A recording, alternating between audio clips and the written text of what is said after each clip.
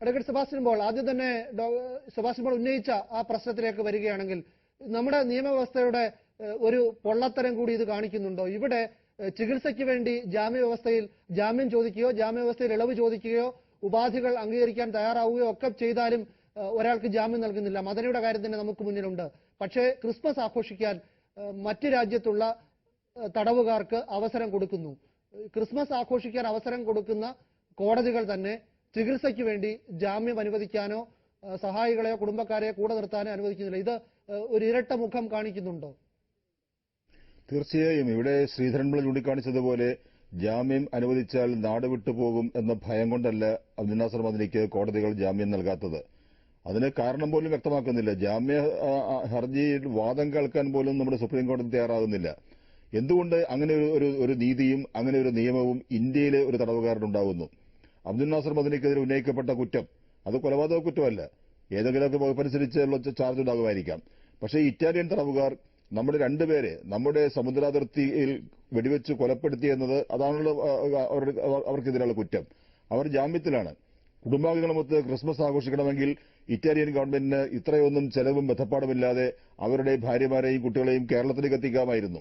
ഇവിടെ അതേപോലെയുള്ള വികാരങ്ങൾ എല്ലാവർക്കുമുണ്ട്, സെന്റിമെന്റ്സ് എല്ലാവർക്കുമുണ്ട്. ഇവിടെ ഈ നമ്മൾ ചർച്ച ചെയ്യുന്ന വിഷയം ഈ തടവുകാർ തിരിച്ചു വരുമോ ഇല്ലയോ എന്നുള്ളതാണ്.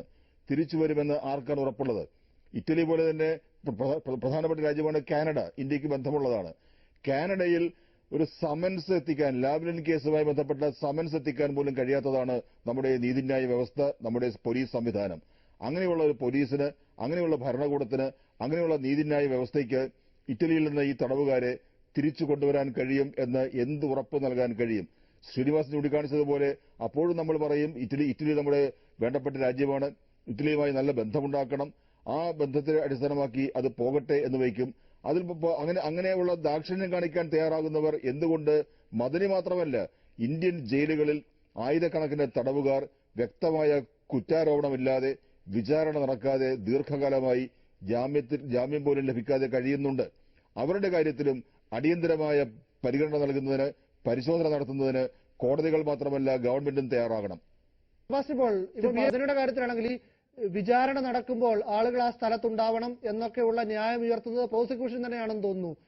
ഇവിടെയും വിചാരണ നടക്കുന്ന സമയത്ത് ആളുകൾ ഉണ്ടാകണമെന്ന് ഉറപ്പാക്കുന്നത് കോടതികളുടെ ആവശ്യമാണ്. എന്ന് മാത്രമല്ല, ഇവർ വിദേശ രാജ്യത്തേക്ക്, നമ്മുടെ നിയമവ്യവസ്ഥയ്ക്ക് പുറത്തേക്ക് ഒരാൾ പോകുന്ന തരത്തിലുള്ള ജാമ്യ വ്യവസ്ഥ ഇപ്പോൾ ശ്രീ ഹരിനാരായണൻ വിശദീകരിച്ചതുപോലെ അത്ര ലളിതമാണോ? അല്ല, ജാമ്യ വ്യവസ്ഥകളിൽ നിയന്ത്രണത്തിൽ എപ്പോഴും കോടതികൾക്ക് ഇളവ് വരുത്താം. പക്ഷേ വീണ്ടും നമ്മളിപ്പോൾ മദനിയുടെ ചർച്ചാ വിഷയമായിട്ട് ചോദിക്കുകയാണ്. മദനിയുടെ ഭാര്യ സൂഫിയ മദനിക്ക് കോടതി ജാമ്യം നൽകിയിട്ടുണ്ട്. ജാമ്യ വ്യവസ്ഥകളിലൊന്ന് എറണാകുളം വിട്ടുപോകരുത് എന്നുള്ളതാണ്. എന്തുകൊണ്ട് അതിലൊരു ഇളവ് വരുത്തുന്നില്ല? അത് അവരുടെ ഭർത്താവ് രോഗാതുരനായി ബാംഗ്ലൂർ ജയിലിൽ കഴിയുകയാണ്. അദ്ദേഹത്തിന് ചികിത്സയ്ക്ക് വേണ്ടിയാണ് ജാമ്യം ചോദിക്കുന്നത്. ക്രിസ്മസ് ആഘോഷിക്കുന്നതിന്, അല്ലെങ്കിൽ ബക്രീദ് ആഘോഷിക്കുന്നതിന്, റംസാൻ ആഘോഷിക്കുന്നതിന് വേണ്ടിയല്ല. അതിന്റെ ആരോഗ്യം, ചികിത്സയ്ക്ക് വേണ്ടിയാണ് ജാമ്യം ചോദിക്കുന്നത്. അവിടെയൊക്കെ വളരെ കർശനമായ നിലപാട് സ്വീകരിക്കുകയും വിചാരണ മുന്നോട്ട് കൊണ്ടുപോകുന്നതിന് സഹായകമായ യാതൊരു നിലപാടും സ്വീകരിക്കാതിരിക്കുകയും ചെയ്യുന്ന പ്രോസിക്യൂഷനും കോടതിയും ഭരണകൂടവും അവരാണ് ഇവിടെ ഈ കാര്യത്തിൽ. ഇറ്റലിക്ക് എന്താണ് ഇത്ര പ്രത്യേക പരിഗണന എനിക്ക് മനസ്സിലാകുന്നില്ല. നമ്മുടെ ബഹുമാനായ മുൻ അംബാസഡർ ശ്രീനിവാസൻ ഉൾപ്പെടെ പറഞ്ഞു ഇറ്റലി നമ്മുടെ ഒരു ബഹുമാനപ്പെട്ട രാജ്യമാണ് എന്ന്. എന്താണ് ആ ബഹുമാന്യത ഇറ്റലിക്ക് കൈവരുന്നത്? അവിടെയാണ് താല്പര്യങ്ങൾ വ്യത്യസ്തമാകുന്നത്. താല്പര്യങ്ങൾ വ്യത്യസ്തമായിക്കൊള്ളട്ടെ, എല്ലാവർക്കും ലോകത്തുള്ള ഏത് മനുഷ്യനും അവന് മാനുഷികമായ പരിഗണനയ്ക്കുള്ള അവകാശമുണ്ട്. പക്ഷെ ആ പരിഗണന ഇന്ത്യൻ കോടതികൾ ആദ്യം നൽകേണ്ടത് ഇന്ത്യൻ പൌരന്മാർക്ക് തന്നെയാണ്. കാരണം ഇന്ത്യൻ കോടതിയും ഇന്ത്യൻ നിയമങ്ങളും എല്ലാം നമുക്ക് വേണ്ടിയാണ്, ഇന്ത്യക്കാർക്ക് വേണ്ടിയുള്ളതാണ്. നമുക്ക് നൽകാത്ത നീതിയും നമുക്ക് നൽകാത്ത പരിഗണനയും ഇറ്റലിയിൽ നിന്ന് വരുന്ന രണ്ട് കൊലപാതക കുറ്റം ചുമത്തപ്പെട്ട രണ്ട് നാവികർക്ക് നൽകുമ്പോൾ നമുക്ക് അല്പം അസ്വസ്ഥത ഉണ്ടാകും. അതാണ് ഇവിടെ പ്രകടിപ്പിക്കപ്പെടുന്നത്. ഈ കേന്ദ്ര സർക്കാരിന്റെ ഡോക്ടർ സെബാസ്റ്റ്യൻ പോൾ, ഈ കേന്ദ്ര സർക്കാരിന്റെ തലയിലേക്ക് കാര്യങ്ങൾ ചാരി രക്ഷപ്പെടാനുള്ള ഒരു ശ്രമം സംസ്ഥാന സർക്കാർ നടത്തുന്നുണ്ടോ എന്ന് സംശയമുണ്ട്.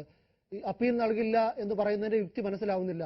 മാത്രമല്ല, വളരെ തിടുക്കത്തിൽ അപ്പീൽ നൽകാനുള്ള ശേഷി ഇവർക്കുണ്ടെന്ന് VSന്റെ ഭൂമിദാന കേസിൽ ഇവർ തെളിയിച്ചതുമാണ്.